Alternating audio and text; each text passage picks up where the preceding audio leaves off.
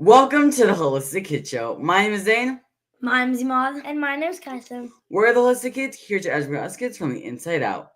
According to a recent global survey, around 25% of teenagers aged 15 to 18 reported feeling very lonely or fairly lonely. That is 1 in every 4 teens. That is crazy. What are us kids gonna do with this terrible epidemic? This doesn't really seem like it's going anywhere. So we are so thankful that we are speaking to Mr. Maskell. With the soul of an advocate and the mind of an entrepreneur, James Maskell has spent the past decade sparking debate and encouraging a shift away from controversial Western medicine and toward a wellness-centered functional medicine model, starting with the doctors themselves. To that end, he created a functional forum, the world's largest integrative medicine conference, with a record-setting participation online and growing physician communities around the world.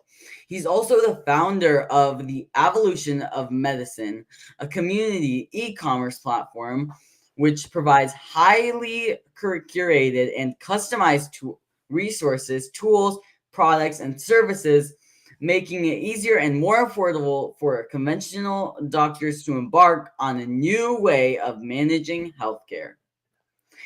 Great. And an in-demand speaker and lively impresario with a broad and living network in the functional medicine space, James lectures internationally and has been featured on TEDMED, Huffpost Live, TEDx, and more. And contributor to the Huffington Post, KevinMD, the thedoctorblog, and MindBodyGreen. He serves on the faculty of George Washington University Metabolic Medicine Institute and speaks regularly on the integrative medicine conference circuit. He graduated with honors from University of Nottingham with a degree in health economics. He lives in Venice Beach, California, with his wife and daughter. You are a hero. So literally, we have really been waiting for this interview for years. We want to follow in your footsteps, so we know you are incredibly busy. We are so thankful for you to join us today. Really great to be here with all of you guys. Thanks so much. I do have a couple of addendums. I have had another daughter. I think you had an old bio. So I have 2 daughters now, and I actually don't live in Venice Beach. I live up in the mountains in California, but I'm glad to be here with you and so grateful. I appreciate you guys trailblazing and bringing information to teens and others alike. So great job. It really is our pleasure. Our pleasure. Nice one. So where do you want to start? Should we jump into it? Yep. Yeah. We want to know, how did that start? We would love to know your story. Yeah, so I think I'm a bit like you. I was the weird kid at school whose mum was into natural medicine. And I didn't realize that was weird until I went to school and I realized no one knew what a homeopath was or a chiropractor.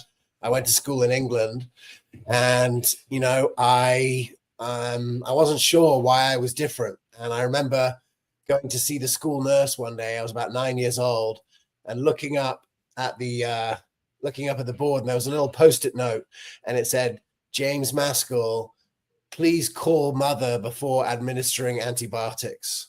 And I was like, 1, why me? Like, why am I the only one up there? And then, I kind of just thought my parents were insane because ultimately, like, I wanted to be like everyone else. When you're young, you kind of want to fit in with the other kids. Mm-hmm. And then I start taking biology lessons and I'm 15 and 16 and I sort of hear about the coming problems with the overuse of antibiotics and infections that can't be mediated by antibiotics because it's been used too much. And I'm like, hang on a minute. Like I remember something about that. And then ultimately I went into doing economics and I studied health economics and I'm sitting there age 20 and realizing if I'm looking at the graphs right, that in my lifetime, and not just when I'm old, but now when I'm like middle-aged now and I have my own kids, there was going to be a huge catastrophe facing all of us. And that is that the cost of chronic illness would go up so much, and the cost of dealing with chronic illness would go up so much that every country would be bankrupt. America would be bankrupt. The UK would be bankrupt, because essentially, the cost was just going up. The number of people who had a chronic illness was going up, and the cost of dealing with that chronic illness went up. And something inside of me just clicked, and I quit my job and I moved to America 20 years ago, and I started working with, doctors and practitioners like your mother, and realized actually my parents were not crazy at all. They were just like seeing into the future, and they were aware of problems before everyone else became aware that they were problems. And I'm super grateful for that education. And then for the last 20 years, I've been involved in trying to understand where chronic illness comes from and how to reverse it. Wow, that really is so inspirational, especially because your mother taught you all this, like our mother, and now we can incorporate it into our lifestyles. And this is exactly like, you probably learned all this stuff before it started getting really, really, really terrible. It probably was still like on the rise, but now it's just getting really bad. Yeah. Well, look, I mean, I tell you this, like, neither of my kids have a chronic illness. You guys probably know in your class, like, half the kids have allergies, half the kids have, all these different things going on with them. And, I was able, by working in this space and listening to doctors like your mother and learning along the way, there's been a lot of benefits to that in lots of different ways. But the best benefit is that I'm now aware of what drives chronic illness, and I'm able to, raise my children in a way that gives them a foundation in life where they understand what it means to be healthy. And, that's just such a huge gift that you can give your children. And I'm glad that I'm speaking to kids who know what that's about. Why is community important? Yeah, look, I mean, you have your own little community there with all your brothers and sisters, right? So you have your community, and you have people that you trust and people that you care about. But ultimately, what we see in the world is that many people don't have that sort of community support. They're isolated. They just live by themselves. You've had the growth of the way that people interact just with their phone, and they think they're being social by texting their friends and being on their phone, but it's not social at all. It's actually very antisocial, because you're not actually with people. And if you look at some societies around the world that have people that live the longest, in Okinawa in Japan, they have a thing called a moai. And a moai is just a group of friends who when they're young are sort of put together in a pod and said, look, you're basically going to be friends for life. And it's part of the culture that they create this. And so then you go through life with people who you're sort of like connected to, indebted to, you've been, supported by, and that creates a structure where people have that community. If you don't have that, if you don't have community, the chances of you having a chronic illness go up significantly. The statistics are ridiculous. So all the things that kill people, heart disease, cancer, Alzheimer's, like all of these diseases go up. The chances of you getting them go up significantly if you don't have community. And just in the last 20 years, it's been even worse, where because of technology, because of the internet, because of the changes, I saw a statistic that like one in four teenagers had no friends. And so, we're really doing a crazy experiment on humans that's never happened before, where people aren't interconnected day to day. And I have a feeling that we're seeing the beginnings of what a disaster that experiment is. And ultimately, if you and your brothers and your team and your family know about it, you can set yourself up for life to, have connection, have support, not be isolated, so that, you can live a long and healthy life. Because ultimately, you can kind of choose to invest in friendships, invest in relationships, invest in connections. And it's the most important thing you can do.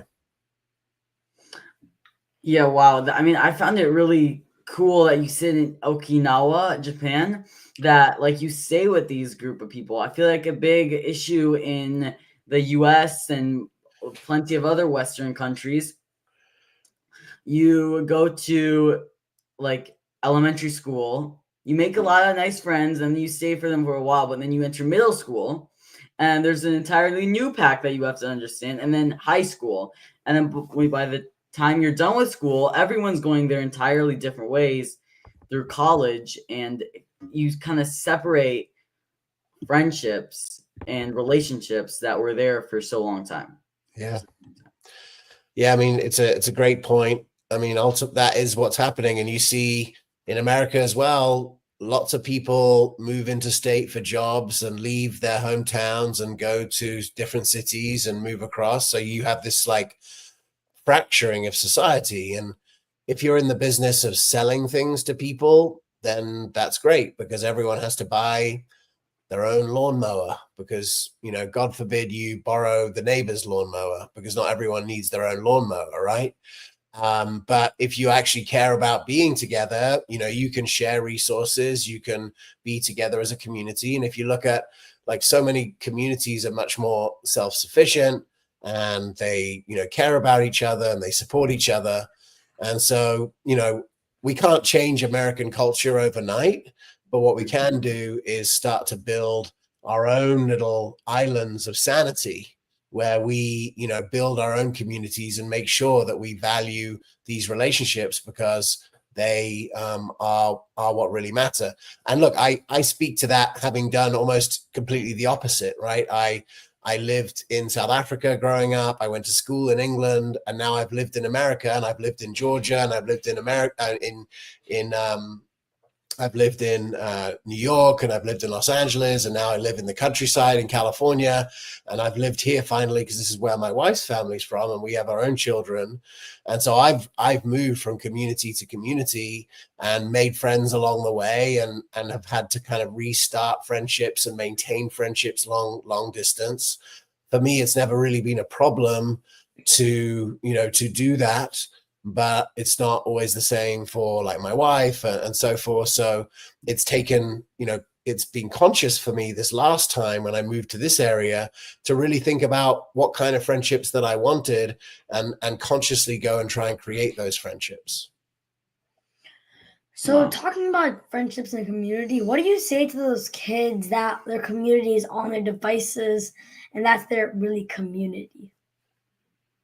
Well, yeah, I'm first of all, I want to say I'm sorry that, you know, it's very unlucky to just grow up at the exact moment. Like we're living in between two moments, right? We already know that that sort of living in the world is unhealthy, but we haven't really banned it or like made any sort of changes. So you're living in this in between time. My feeling is that in a few years, it'll just be so obvious that this is problematic that either it will be banned, like kids using social media, it is starting to be banned in some countries, or it'll just be like socially unacceptable, like smoking, right? When I was growing up, smoking was cool and everyone was smoking. And today smoking is not very cool. And it's sort of like become socially unacceptable to smoke in many places where it was very unacceptable. And that happened over a period of 15 or 20 years. And so I think that, you know, maybe in 15 or 20 years, you might see kids, if a kid is seen using a cell phone, you know, another adult might be like, hey, what are you doing? But at this moment, it's not like that. So I would say to the teens, it's like, as soon as you become aware that you are in that gap where you're in the middle of a crazy experiment and no one knows what the outcome will be, but the chances are it could be really detrimental. Look, the chances also are it could be incredibly valuable, and we have a generation of super geniuses and they solve all of our problems. But I also think that's a little unlikely because, you know, ultimately, yes, connection to computers and stuff can help people be good at it, but the mental health the rates of mental health dysfunction are going up so rapidly. And ultimately, do you really care about going on a spaceship if you can't get out of bed because you're so depressed? You know, you have to really think about like what's important. And so I think that ultimately, you know, I would say to kids, you know, the older kids have to support the younger kids. Part of the reason why the phone is so alluring is because it's been created to be addictive. And the people who make it, their goal is to make it addictive. And ultimately, I'm here to just share that you need, as my friend Dallas Hartwig would say, more social and less media. So we know that kids are dealing with rising rates of chronic disease. Where can we start to improve our psychological health? Yeah. Well, I know that you guys are doing it already because I know how your mom cooks for you because she's brought the food to those conferences and she has delicious food. So you guys are in good shape because you're probably eating in the top 1 percentile of nutrient density and eating at home and all of the things that it takes to be healthy. So you're lucky, but hopefully there are kids watching the show who can learn from that. I mean, I heard something the other day, you'll like this. What is the healthiest lunch you can eat? The answer is leftovers. And the reason is, if you are eating leftovers for lunch, it sort of implies that the night before there was a home cooked dinner and too much was cooked and there's some left over. And the healthiest thing that you can eat is something that has been cooked yourself in your house, because then whoever's cooking it is controlling all the ingredients. Whenever you eat anything out in the world, from a restaurant, from in the supermarket and fast foods, you know, you have to be really clear to see, you know, what is in the ingredients of all these things. And most people don't have time to execute on, you know, all of the details of that. You go out to dinner, you order from the menu, you get whatever comes, and you don't know whether things have been cooked in tallow or seed oil. You don't know where that beef came from. You don't know where that chicken came from. You don't know anything. You're just sort of going for it. And ultimately, in order to kind of avoid the poisonous environment that we live in, the best way is to cook at home, eat at home, and eat leftovers for lunch.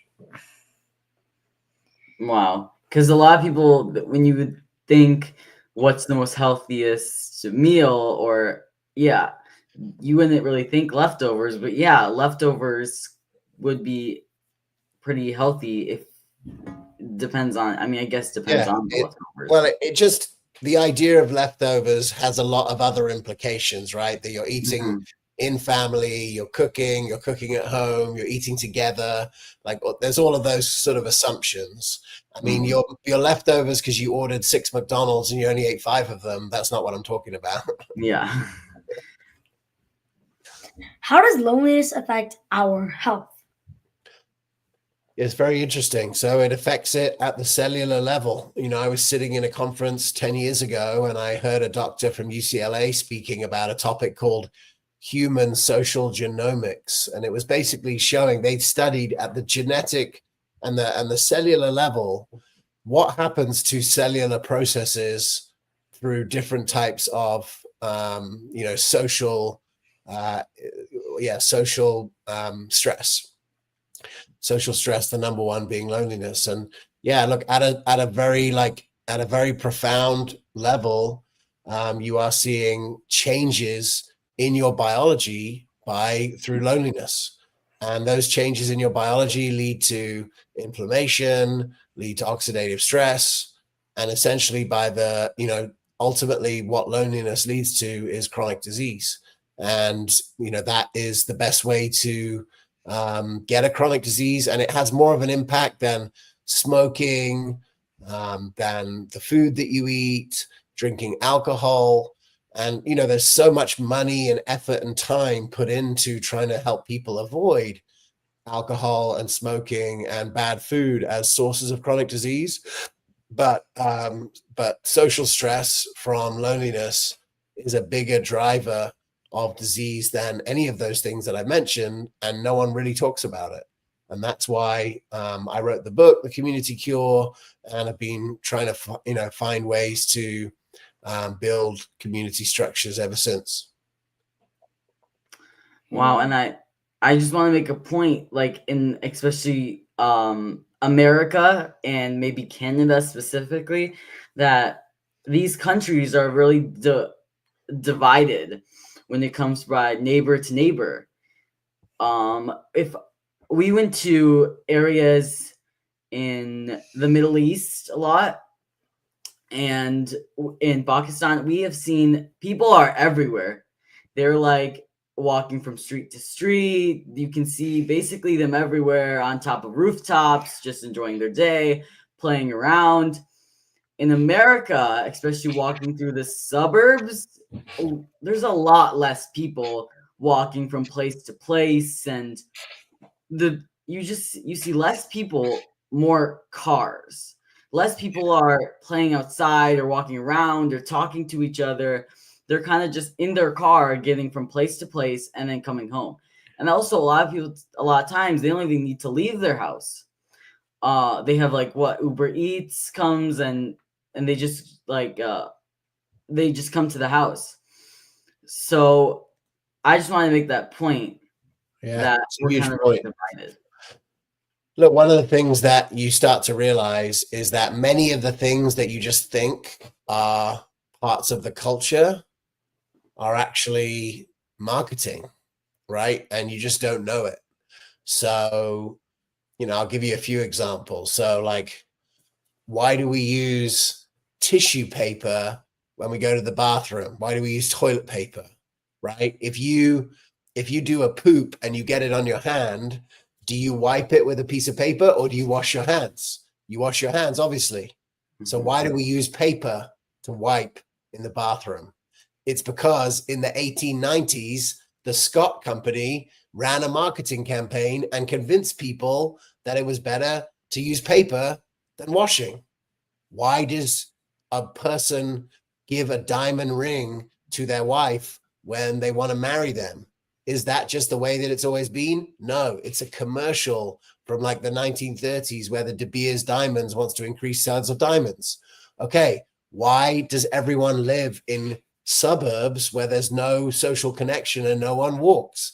Well, there's a lot of things, but the car manufacturers had a lot to do with it because, if you have to drive everywhere by car, you have to buy a car and you have to buy tires every, few years because you're driving your car. And as an example, like in Los Angeles used to have, there's actually maps that you can see of old streetcars and trains and a whole infrastructure that was built for people to get around in Los Angeles. And that whole infrastructure was destroyed to make way for a car-driven society.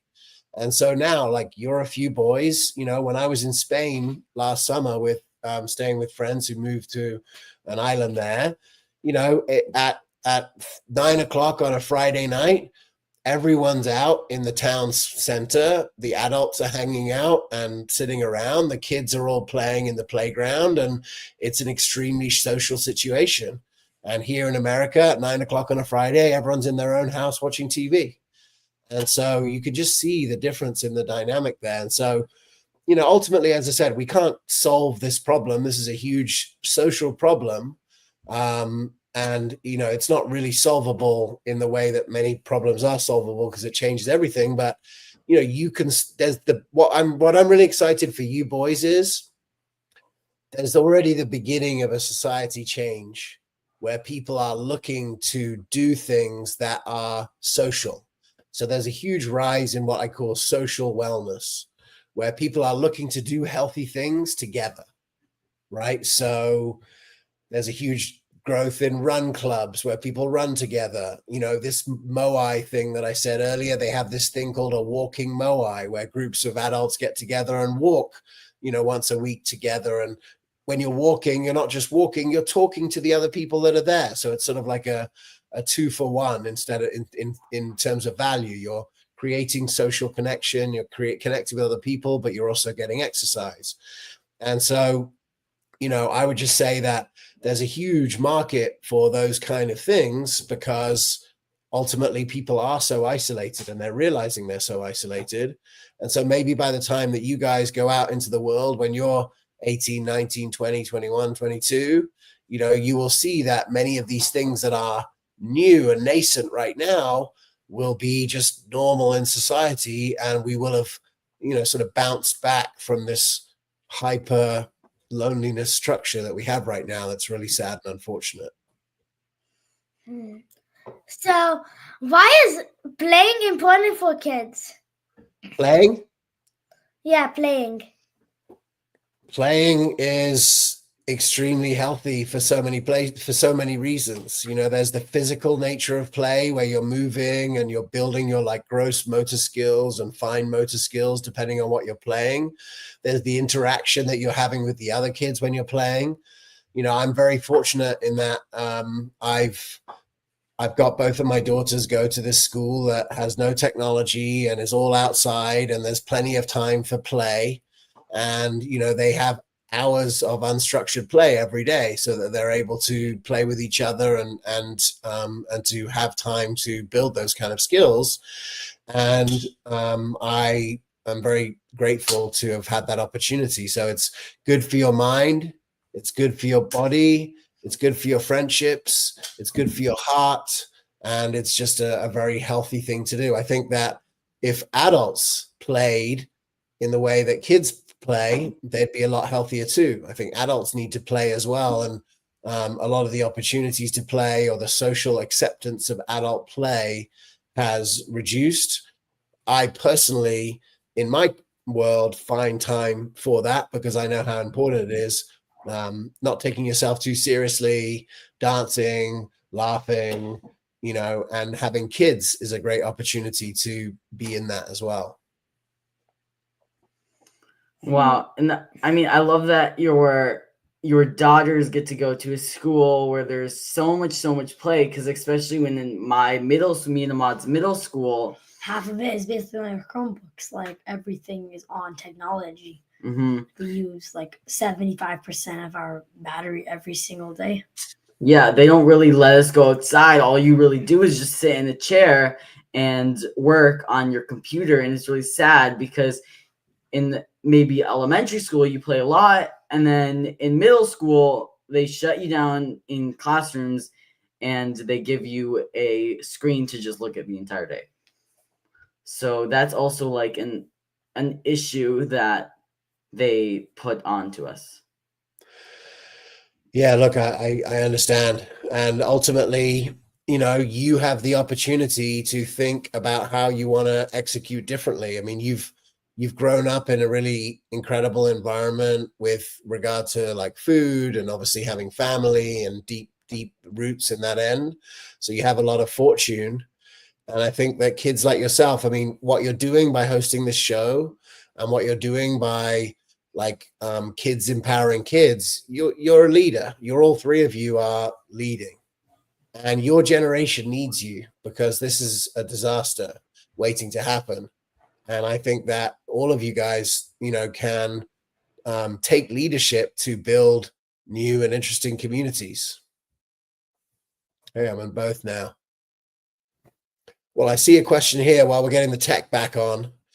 You've created so many amazing healing communities. Where should the kids start in creating healing communities? All right. Well, look, to go to that point, like you guys have the extreme benefit of the food that you get to eat. Is there a gift? Like, I'll give you a definition of community, right?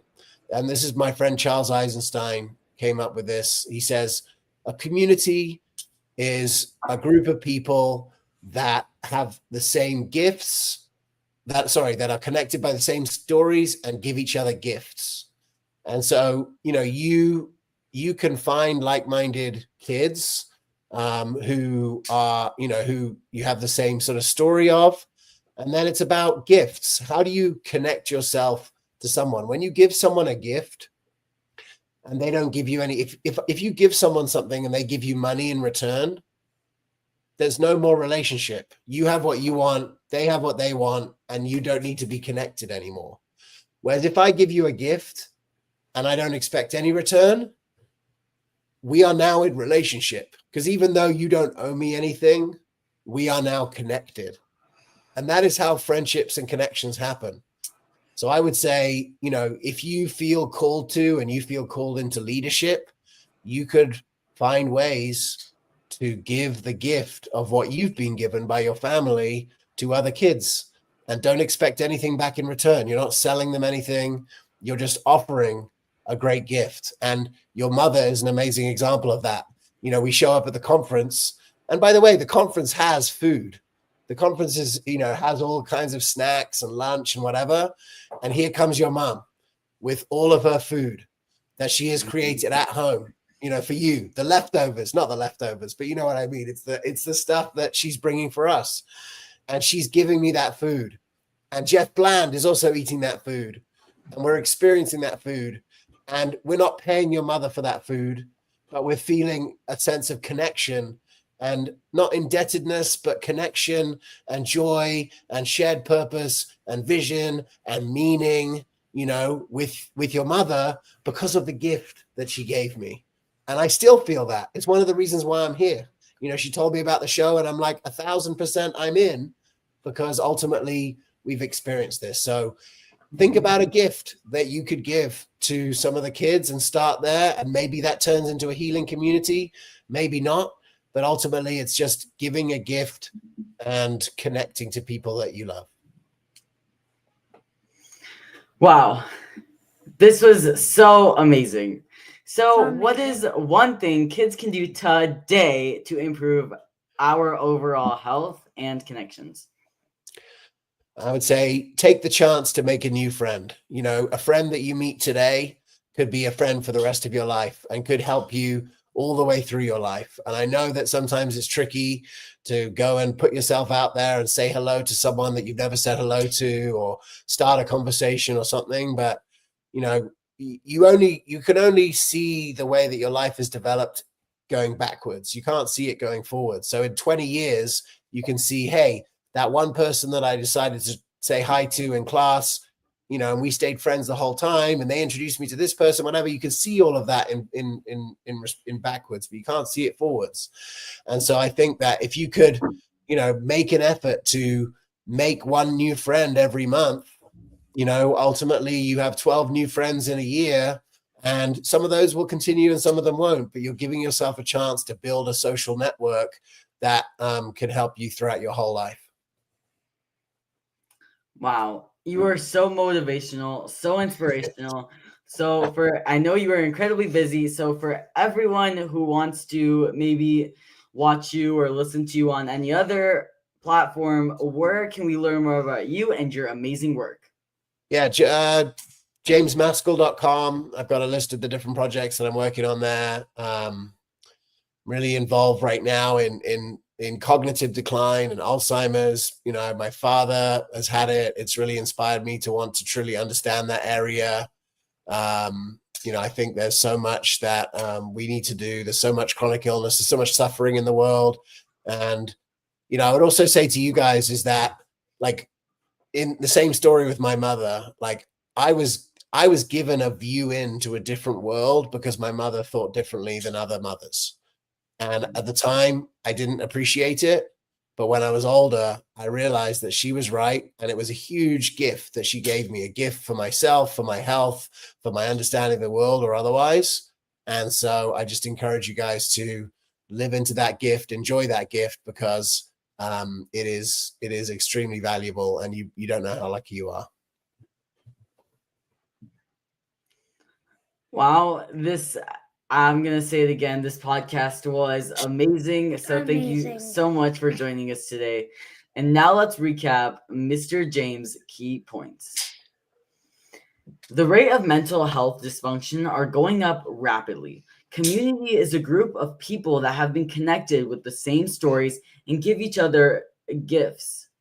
Loneliness affects your health at a cellular level and changes in our biology.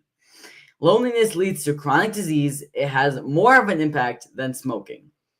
We are living in an in-between time. Your friendships and connections matter. You can choose to invest in connections, invest in friendship and relationships. You need to consciously choose your friendships. Your phone is created to be additive. We need to be more social and less media. Cook at home, and eat leftovers for lunch. Connect with other people. Think about a gift you can give to others. Take a chance to make a new friend today.